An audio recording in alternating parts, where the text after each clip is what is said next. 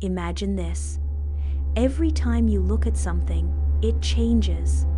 Not because you touched it or moved it, but simply because you observed it.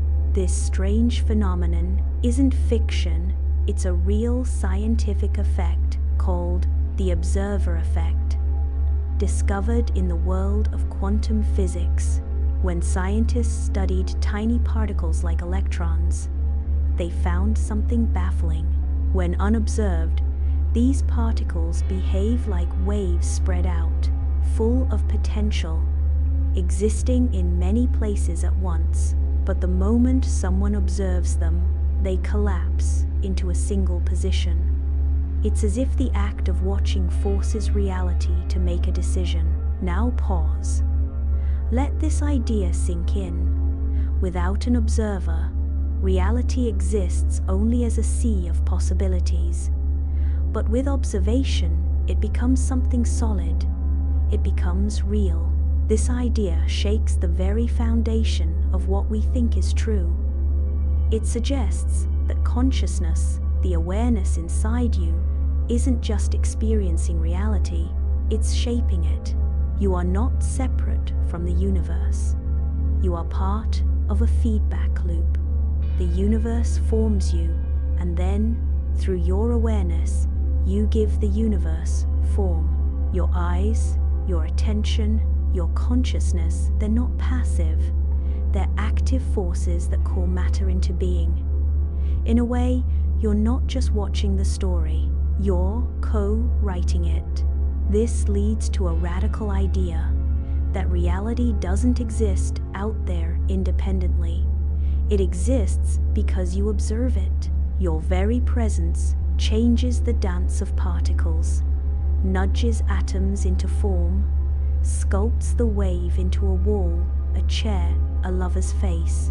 The world you live in, moment to moment, may be far more responsive to your awareness than you ever imagined.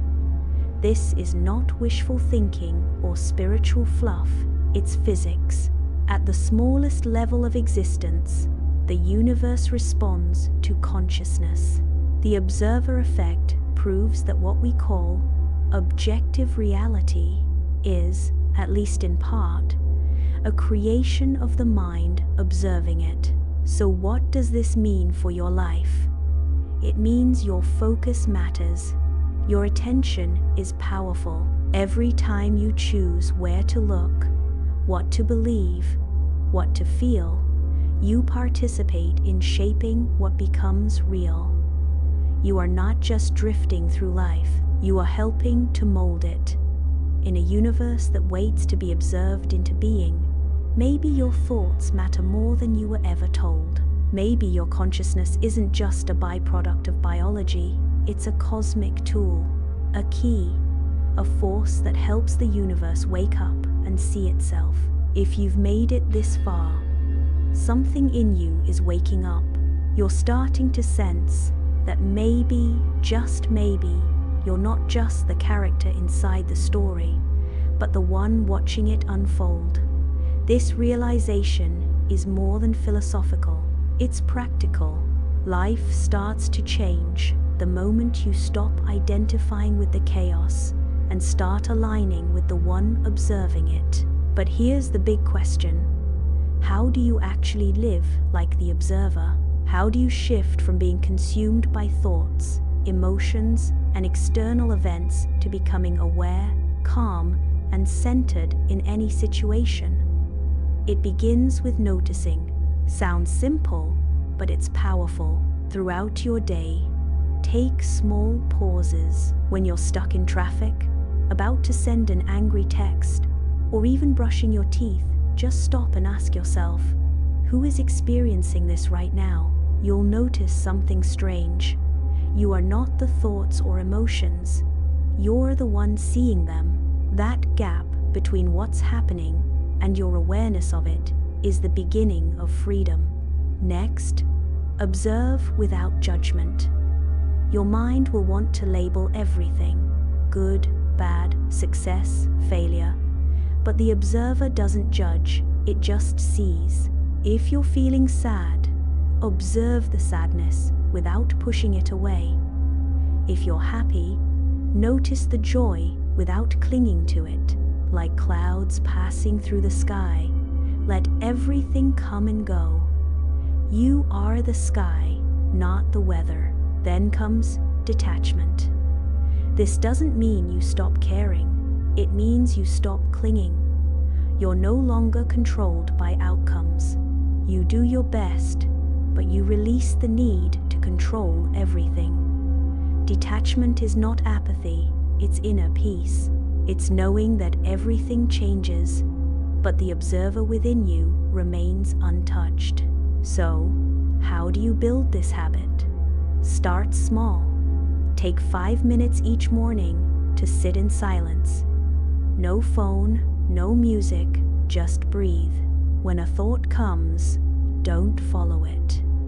Just notice it like a leaf floating on water and let it drift away. This simple practice rewires your brain. Over time, you'll start to observe your whole life this way, not as something happening to you, but something happening within your awareness. Another method? Name what you see. This is called mental labeling. When you're angry, say in your mind, anger is here. When you're anxious, anxiety is here. This reminds you that these emotions are not you. They are experiences visiting your consciousness, and you, the observer, are simply aware of their arrival and departure. And here's the real magic. When you live like the observer, your energy shifts. You stop reacting, you start responding.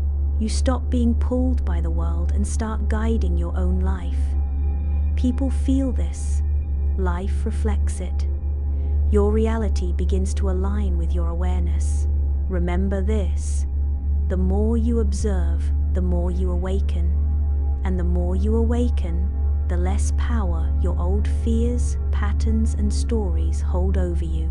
You are not the storm. You are the calm eye in the center of it. You are not the movie. You are the screen on which it plays. You are not the voice in your head. You are the one who hears it. Now comes the real question. If the observer has the power to influence reality, how can we use this in our own lives? How can we shift from being passive experiencers to active creators? The answer begins with awareness. First, we must recognize that our thoughts are not just echoes inside our heads. They are frequencies, vibrations, waves that interact with the fabric of the universe. Every belief you hold, every image you visualize, every emotion you feel, it all sends out a signal. This signal interacts with the quantum field, shaping probabilities into outcomes. The most important shift is moving from unconscious reaction to conscious observation. Instead of reacting to circumstances, we observe them. Instead of saying, "This is happening to me," we say, "This is happening before me." That small shift in perspective changes everything. Because when you observe without judgment, you collapse the wave of possibility into a higher outcome. You become the chooser. But it's not enough to just observe. You must tune yourself. Think of your mind as a frequency dial. If you are tuned into fear, doubt, or limitation, that's the reality you will collapse into. But if you tune into gratitude, clarity, and love, your signal changes. You start aligning with different probabilities. This is not magic. This is quantum alignment. So how do we do it? Start with intention.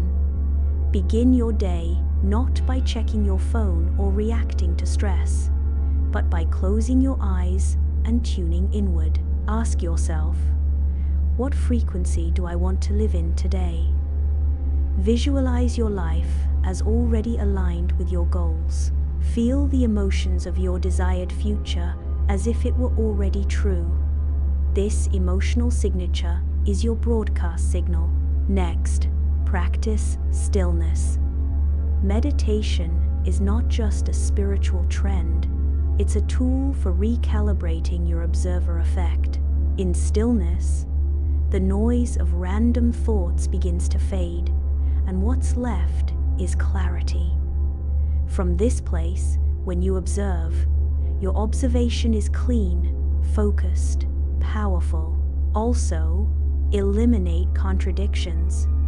If you want abundance but constantly say, "I can't afford this," your signal is fragmented. If you desire love but expect rejection, you are collapsing two different realities. You must align your thoughts, emotions, and actions into one coherent frequency. And, perhaps most importantly, trust. The observer effect does not promise instant results. The quantum field does not respond to impatience. It responds to coherence. When you maintain a clear signal over time, you reshape the probabilities of your life. You begin to live in alignment with the unseen order of reality. In the end, the power has always been yours, not in controlling every detail, but in choosing what you observe and how you observe it. Your attention is the most powerful force in your life. What you focus on, you feed. What you observe with clarity, you bring into form. So remember, the universe is not outside of you. It is responding to you, and the moment you awaken as the observer, not the victim, not the reactor, you begin to rewrite reality itself, one thought at a time. And so, we return to the silence. After all the theories, all the questions, all the strange truths hidden between particles and perception, we arrive at a simple realization. You are not just a passive observer of reality, you are its co-creator. Every thought you think sends a ripple through the quantum field.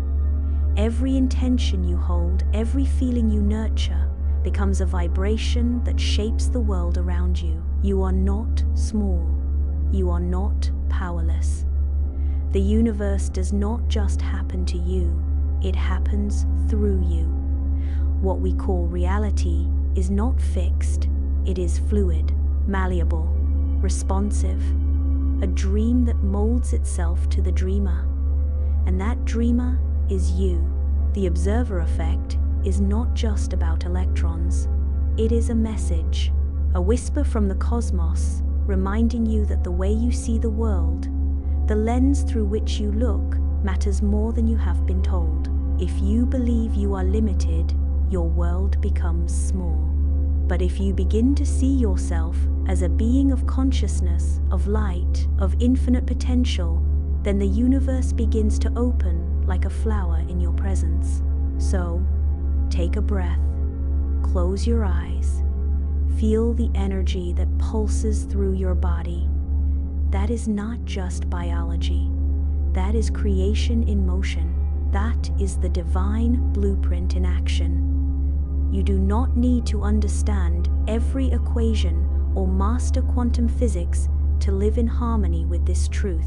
You only need to remember, you are consciousness observing itself. And with each act of observation, you shape what becomes real.